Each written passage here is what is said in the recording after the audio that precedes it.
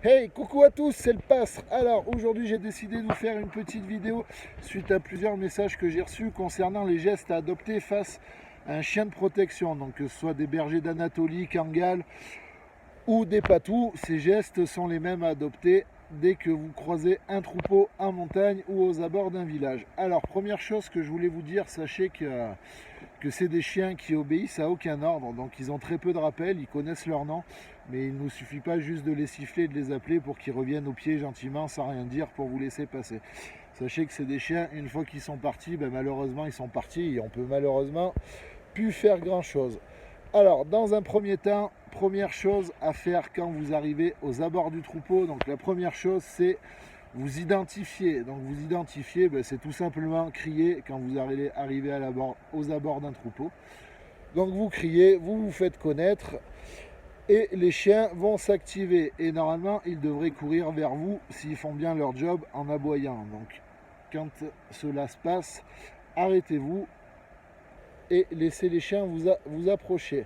Ensuite, deuxième chose, c'est vos bâtons de randonnée. Alors, vos bâtons de randonnée pour ces chiens-là peuvent être interprétés comme un signe d'hostilité. Donc, soit vous les lâchez ou vous les laissez tranquillement le long de votre corps. Mais plus de bâtons à la main et ça ne sert à rien de les brandir en l'air, de les mettre devant. Au plus vous allez vous agiter, au plus vous allez engendrer de stress, au plus vous allez vous agacer, au plus le chien va avoir le dessus sur vous et c'est là que les morsures et que les accidents arrivent. Donc essayez de vous détendre au maximum. Je sais que ce n'est pas forcément évident pour les gens qui en ont peur.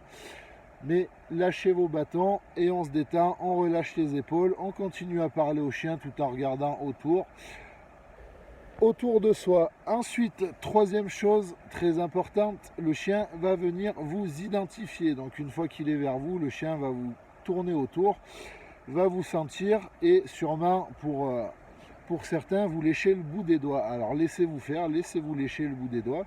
Et si le chien ne remue la queue et qui montre aucun signe d'agressivité, vous pouvez effectivement, sans hésiter, engendrer une caresse. Alors engendrer une caresse, ça ne veut pas dire lui tapoter sur la tête, il prendrait ça comme un signe de soumission et c'est pas ce qu'il y a de mieux. Vous passez votre main légèrement dessous et puis vous venez lui faire une gentille petite gratouille tout en lui parlant sous le cou et vous verrez que tous les chiens adorent ces petites caresses et là il interprétera ce signe comme un signe amical et de ce fait devrait vous laisser passer. Ensuite, la quatrième chose à faire dans la mesure du possible, c'est contourner le troupeau. Alors quand je dis contourner le troupeau, c'est pas juste passer à 2 mètres derrière les brebis, ça sert strictement à rien et c'est là que le chien risquerait de venir vous niaquer par derrière. Prenez une bonne distance entre 30, 40, 50 et 100 mètres et les chiens devraient vous accompagner tout en aboyant, mais une fois que vous allez avoir passé le troupeau, que vous allez avoir rejoint votre chemin, vous allez pouvoir continuer votre route tranquillement et les chiens tout naturellement feront demi-tour et rejoindront leur troupeau. Alors sachez que les troupeaux au jour d'aujourd'hui sont quand même gardés, parce que j'entends beaucoup de gens qui disent ouais mais on se fait agresser par les chiens, les troupeaux sont pas gardés, le berger est jamais là.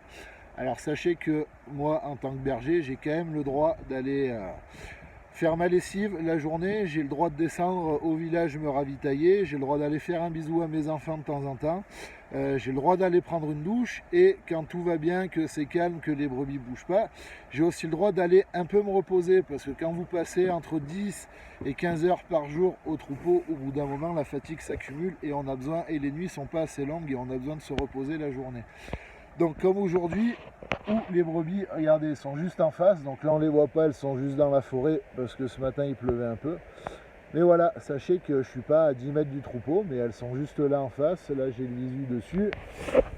Donc voilà, elles sont gardées, mais sauf que je suis pas à 10 mètres de mon troupeau, donc ça c'est la première chose.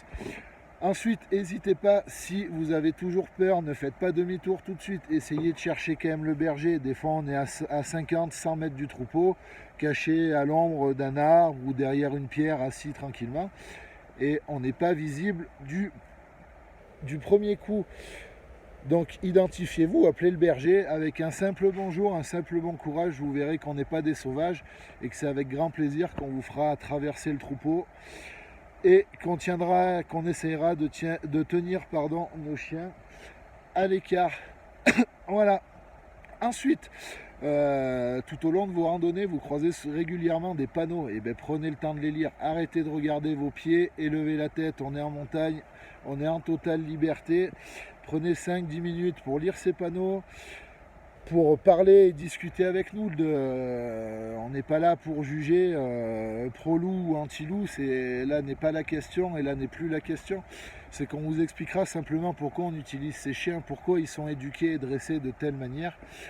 C'est tout simplement parce qu'au jour d'aujourd'hui, on n'a plus le choix et je le répéterai jamais assez, c'est des chiens qui nous aident énormément sur nos alpages. Et moi, cette année, je peux grandement remercier mes chiens et ces chiens-là car ils nous ont évité pas mal de problèmes.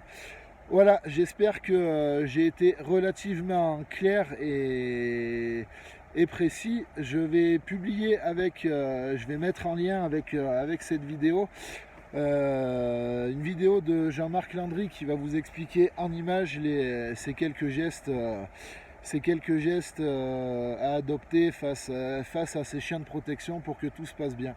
Alors je suis conscient que ça ne réglera pas le problème, il y aura toujours des gens qui se feront mordre bien évidemment et malheureusement, mais on s'en excuse par avance, mais croyez-moi que c'est pas sympa pour vous, on le sait, mais c'est pas sympa pour nous et c'est pas sympa pour personne. Allez, sur ce, j'espère que j'ai été assez clair, je vous fais une grosse bise à tous, à très bientôt, ciao.